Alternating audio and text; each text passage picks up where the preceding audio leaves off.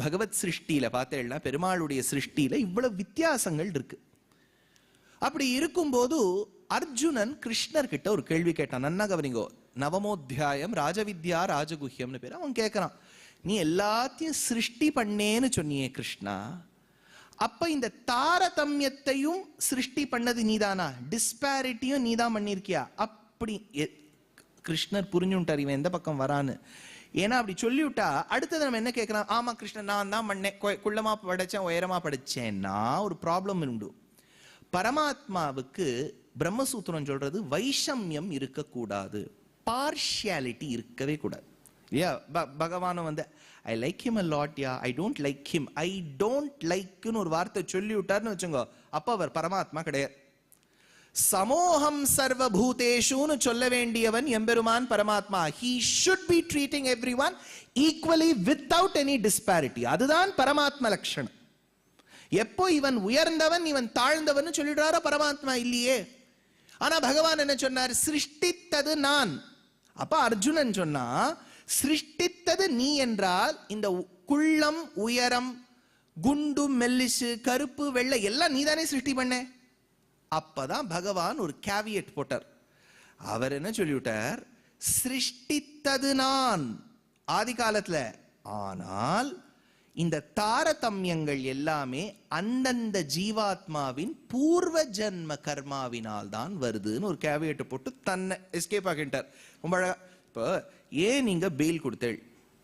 நீங்க 1000 பேஜுக்கு ரிப்போர்ட் கொடுத்தேள், யாரால படிக்க முடியும்? அதனால பெயில் கொடுத்துட்டேன்.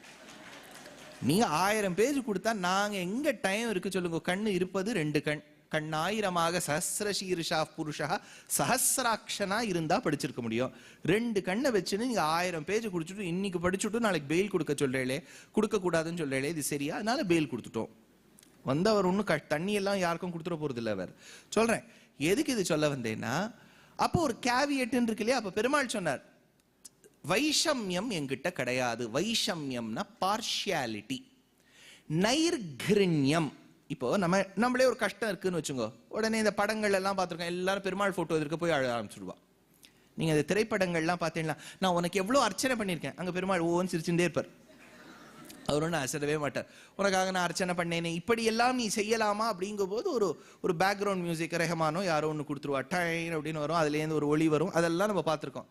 இப்ப ஏன் போய் கேட்கிறா? அப்ப பெருமாளை பார்த்து நம்ம கேட்கிறோம், உனக்கு என் மேல கருணையே இல்லையா? Are you so merciless? இந்த ஷேக்ஸ்பியருங்கிறவர் மர்ச்சன்ட் ஆஃப் வெனிஸ்னு எழுதினார். அதில் ஷைலாக்னு ஒரு character, I want a pound of flesh closest to the heart without a drop of blood. அந்த மாதிரி இந்த மாதிரி நீ நைர்கிருண்யத்தோடு இருக்கக்கூடியவனா என்று கேட்டால், அப்பதான் வேதவியாசர் பாதராயணர் பிரம்மசூத்திரத்தை எடுத்தார். வைஷமிய நைர்கிருண்யேன ந சாபேக்ஷத்வாத். பரமாத்மாவுக்கு வைஷமியம் பார்ஷியாலிட்டிங்கிற தோஷமும் நைர்கிருண்யம் கருணை அற்றத்தன்மை என்கின்ற தோஷமும் தீண்டாது. ஏனெனில் நாம் படும் அவஸ்தை எல்லாம் நம் பூர்வ ஜன்ம கர்மாவினால்.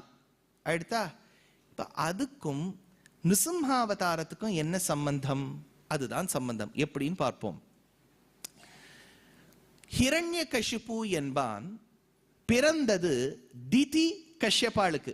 எப்பவுமே இந்த திதி சப்தம் தர்ம சப்தம் எல்லாம் ரொம்ப ஜாகிரதையா சொல்லணும். ஏன்னா திதிக்கு முன்னாடி அகாரம் போட்டுட்டேன்னா இன்னொரு பெண், அவள் அதிதி, தேவாளுடைய திருத்தாயார். தர்மத்துக்கு முன்னாடி அகாரம் போட்டுட்டேன்னா அதர்மம் இல்லையா?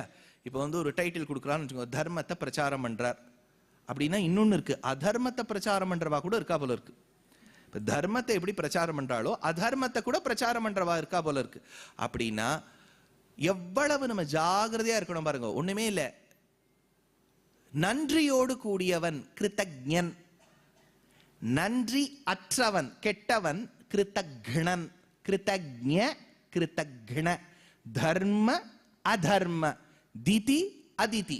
அப்ப திதிவிக்கும் திதி தேவி என்பவளுக்கும் கஷ்யப மகாமுனிவர், அவர் வந்து அருண பிரஷ்னத்திலே வரும், பஷ்யகா கஷ்யபோ பவதி, எல்லாம் என்ன நடக்க போறதுன்னு தெரிஞ்சின்ற ஒரு மகான். அப்பேற்பட்டவாளுக்கு பிறந்தது 2 குழந்தை. அல்ல ஹிரண்யாக்ஷன் ஹிரண்யகசிபு. இந்த ஹிரண்யகசிபு என்பான் அது சின்ன வயசுலேயே பாடாப்படுத்தும். ஆனா அதுக்கு பேர் எப்படி கிடைச்சதுன்னு நரசிம்ம புராணத்துல எடுக்கிறா. பொதுவா யாகம் பண்ணும்போது ஸ்டூல்ஸ் போடுவா, ஒரு ஸ்டூல் ஒருத்தர் உட்கார்றதுக்கு. அதுல 5வது பீடம் அதற்கு ஹிரண்யகசிபுன்னு பேர். அந்த பீட்டத்துக்கே ஹிரண்யகசிபுன்னு பேர். ஏனெனில் அது கோல்டுல ஸ்வர்ணத்துல நெஞ்சிருப்பா. ஸ்வர்ணத்தில் இருப்பதால், ஹிரண்யத்தில் நெய்ந்திருப்பதால் அதற்கு ஹிரண்யகசிபு அப்படின்னு பேர் வந்துடுத்து.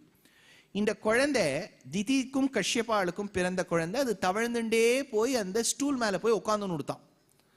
அந்த ஸ்டூல்ல உட்கார்ந்துன உடனே அப்பா அம்மா ஹிரண்யகசிபு, அதாவது என்ன, ஸ்டூல் மேல உட்கார்ந்துட்டபடியால் ஸ்டூல் பேரு குழந்தைக்கு வந்துடுத்து. நான் சொல்றது புரியுறதா? இப்ப ஒருத்தர் ரோட்ல வித்துன்னு போறார், கத்திரிக்கான்னு வித்துன்னு போறார், நீங்க என்னன்னு கூப்பிடுவேள்? கத்திரிக்காய் தான் கூப்பிடுவேள் இல்லையா? அவர் தலையில எதை வச்சுன்னு போறாரோ கத்திரிக்கான்னு தான் கூப்பிடுவேள். அவர் கத்திரிக்காய் வச்சுன்னு போகாத சமயத்துல வெறும் கத்திரிக்கான்னு கூட்டா தான் கோச்சுப்பார். கத்திரிக்காய் இருக்கிற சமயத்துல கூட்டு போனா கோச்சுக்க மாட்டார்.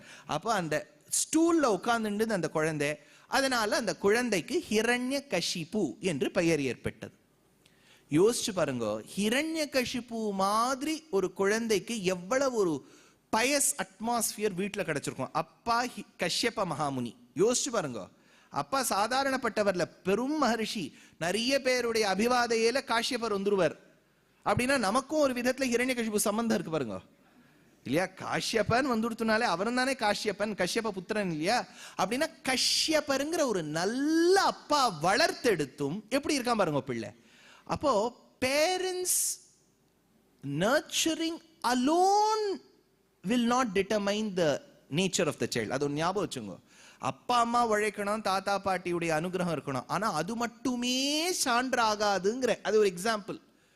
அப்ப கஷ்யபர் தான் வளர்த்தார். கஷ்யபர் அப்பா என்ன கெட்டு போவோம், நன்னா இருக்காதேன்னா சொல்லி கொடுத்திருப்பார், நன்னா சொல்லி கொடுப்பார். வேதம் கற்றவனாக இருந்திருப்பான் ஹிரண்யகசிபு. நிச்சயமா படிச்சவனா இருந்திருப்பான். ஏன்னா நிறைய விஷயம் சொல்றான். ஹிரண்யகசிபு கீதான்னு ஒண்ணு இருக்கு, அது தெரியுமோ? என்ன பகவத்கீதான்னு கேள்விப்பட்டிருக்கோம், இது என்ன புதுசா ஹிரண்யகசிபு கீதா அப்படின்னா? அது பாகவதத்துல சப்தம ஸ்கந்தத்துல ஹிரண்யகசிபு சரீரத்துக்கும் ஆத்மாவுக்கும் இருக்கக்கூடிய வித்தியாசங்கள், ஆத்மா நித்தியம் சரீரம் அநித்தியம், ஆத்மா சரீரம் விட்டு சரீரம் தாவுங்கிற ஒரு 4 ஸ்லோகங்கள் உபதேசம் பண்றான் தன்னுடைய மதனியான ரிஷாபானுக்கு.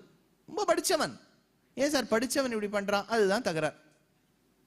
படிச்சவா கற்றதனால் ஆய பயன் என் கொல், வள்ளுவர் கேட்டாரே, படிச்சதனால என்ன பிரயோஜனம் கேட்கிறார் இல்லையா? அதனால இந்த ஹிரண்யகசிபு இப்படி இருந்தான். ஏன் இப்படி ஆனா அப்படின்னா நம்ம இதுக்கெல்லாம் நிறைய சொல்றோம். he was depressed sir, he was an anxiety. என்ன ஆங்ஸைட்டி? என்னன்னா அவன் பிரதர் போயிட்டான். சார் பிரதர் போனா ஆங்ஸைட்டி வருமான்னு கேட்டா, நல்ல பிரதர் போனா ஆங்ஸைட்டி வரணும். இது அசடு. அவ்வளவு எஃப்ஐஆர் இது மேல, இந்த ஹிரண்யாக்ஷன் மேல. அது போயிடுத்துன்னா ஒன்னும் கம்மன் இருந்திருக்கணும். இவன் ஒரே ஆங்ஸைட்டியில போய் என்ன பண்ணிவிட்டான், இவன் வரங்கள் வாங்க வேண்டும் என்று நினைத்தான். இப்ப நீங்க யோசிங்க, இப்ப நீங்க ஒரு பாயிண்ட் யோசிங்க. கஷ்யபர் வளர்த்திருக்கார். திதி தேவியும் ரொம்ப கெட்டவள்லாம் இல்லை, ஒரு மாதிரி நல்லவதான். திதி நல்லவள், அப்பா நல்லவர். யாகம் பண்ணிட்டு இருக்கும்போது குழந்தை தவழ்ந்து போய் உட்கார்ந்துடுது. ஹிரண்யகசிபுன்னு பேர் வேற வாங்கிடுது. வேதங்கள்லாம் படிச்சிருக்கு, ஷரீராத்ம பேதங்கள்லாம் சொல்றது. ஏன் இப்படி மாறிடுத்தோ? கிருஷ்ணர் சொன்ன வார்த்தை பூர்வ ஜன்மா. நம்ம சரித்திரம் ஸ்ரீமத் பாகவதத்துல கேள்விப்படுவோம். என்னன்னா ஜெய விஜயாள்னு துவாரபாலகாள்.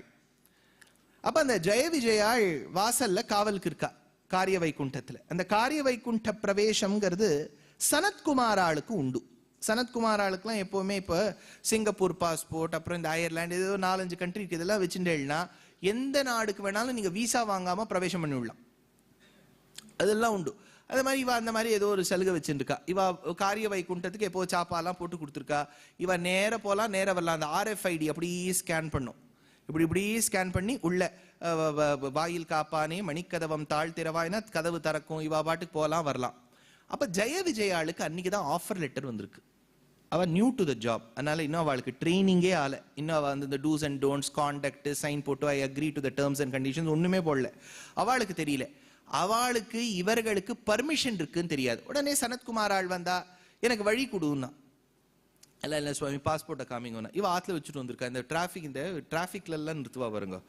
எங்க காடுன்னு கேட்டா எல்லாம் வீட்டுல இருக்கு, வைகுண்டத்துல இருக்கு அப்படின்னு சொல்லிட வேண்டியதுதான். அதனால இவெல்லாம் சொல்லிட்டா எங்கேயோ வச்சிருக்கோம் சார், அதெல்லாம் கொண்டே வரல அப்படின்னு விட்டா.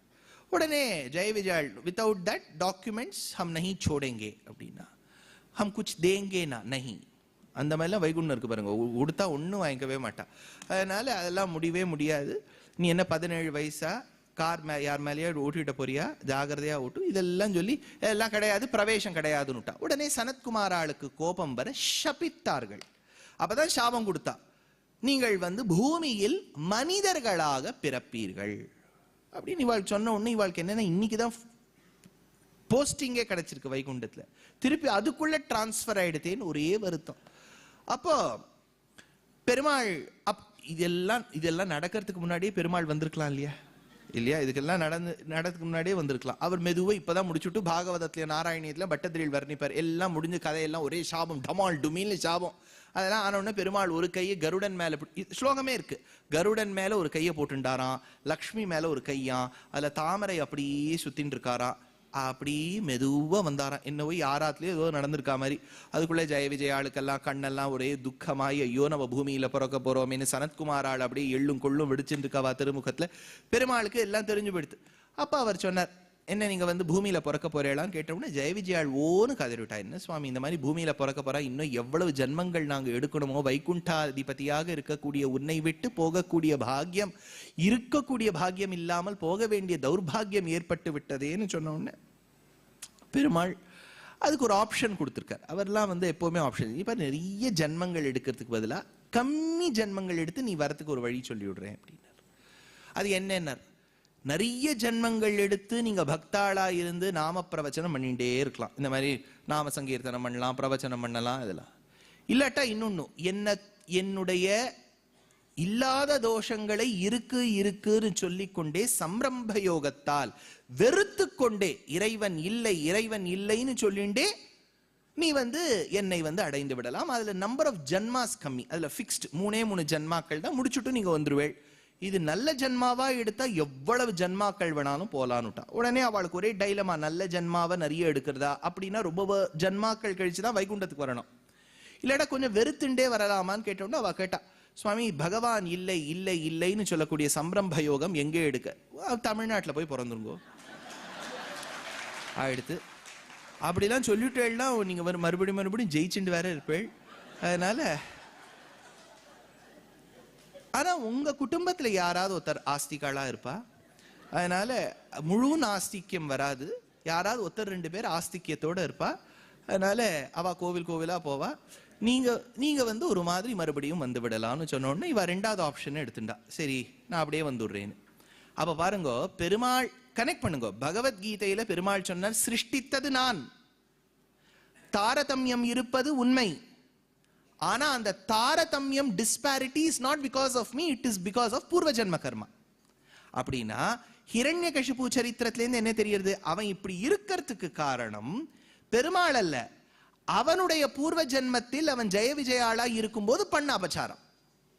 அது புரிஞ்சுட்டா? இப்ப இது கனெக்ட் ஆயிடுது. சரி, இப்ப அடுத்த லெவலுக்கு வருவோம். பரீட்சித் கேட்கிறான், சம பிரிய சுஹிருத் பிரம்மன்